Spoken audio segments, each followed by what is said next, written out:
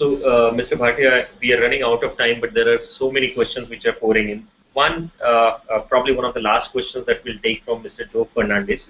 He has asked a question about minorities. So, what are your views and priorities for ethnic and regional minorities? And what would you specifically do to promote self-employment, entrepreneurship amongst the minorities? Okay, I think that's important. I have a 15-point plan for Pune. And in my first brochure, there was a 17-point plan which we would try and push at the national level priorities. The first point on the national level plan of our party is protection of minorities. Protection of minorities. The most important, we can't call ourselves a country, we can't call ourselves civilized, we can't call ourselves a democracy if minorities feel their lives are at stake. My father-in-law is a Sardar, Sikh gentleman he was, and he barely escaped with his life. He had cut his hair, so he barely escaped with his life in 1984. Friends of mine in Delhi were brutalized, were beaten up in 1984. After 2.5 days, the army was brought in. Why does Modi say that if BJP comes to power, there will be no riots? Because these people know that riots can be prevented. They also know that when a riot breaks out, you can stop it within 40 minutes. Get the army in, drop leaflets from, announce curfew from the helicopter, and shoot at sight anybody who's doing vandalism on the street. Shoot at sight.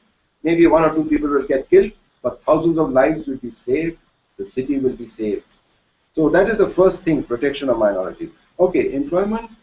You see, you have to do 2 things as far as employment is concerned. One is have schemes like the employment guarantee scheme in the rural areas. Labor-intensive schemes. They employ labor and they create assets also. Small dams, watershed development works and all that. They have not succeeded so much because the schemes are very corrupt. As I said, the EGS was very corrupt. Money was not paid to laborers. Works were not started where they should have been started because of the pressure of vested interests.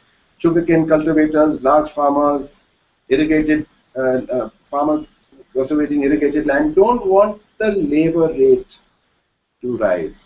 If alternative employment is found for poor people, for landless laborers, then they will charge more for working on the fields of these rich people or relatively rich people. So they discourage employment guarantee scheme works from coming to that village. And the administration succumbs to this. The point I'm trying to make is if the employment NREP, it's called now, employment guarantee scheme, is honestly implemented, it will make a great dent on the unemployment situation. As far as the other big factor is private sector.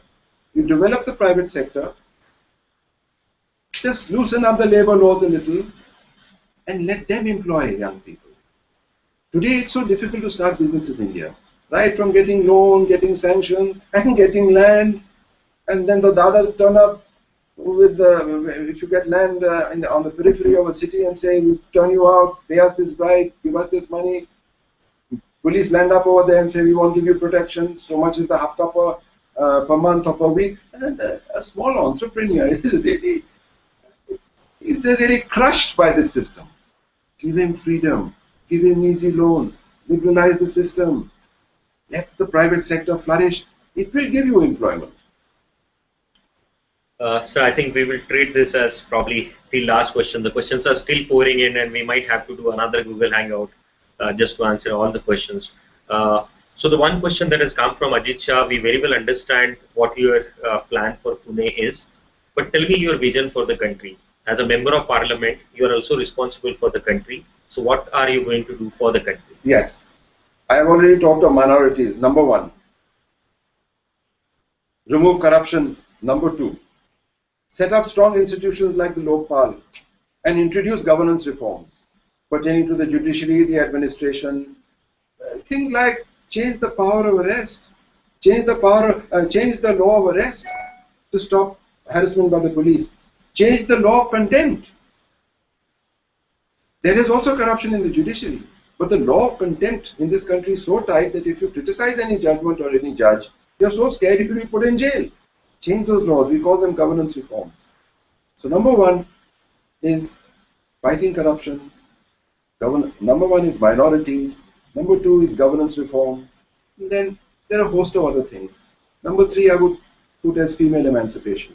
governance reforms and female emancipation are quite closely linked. That would be number 3. And number 4, 5, 6, 7, 8 is, we all know, poverty, anti-poverty schemes, environment. We support hydroelectric power generation as opposed to coal, and also as opposed to nuclear power generation. We want a syllabus change we want syllabus reform. What we are teaching our young children in schools and colleges is all nonsense. They don't know anything. It's all textbook knowledge. They don't understand the way this country is governed. They don't understand what the constitution and democracy and all that is about, what black money, corruption is about. We need to put this in our textbooks. Then we have an enlightened citizen. I don't think it's. I think this would more or less do corruption, female emancipation, governance reform, make India a country we can be proud of, electoral reform,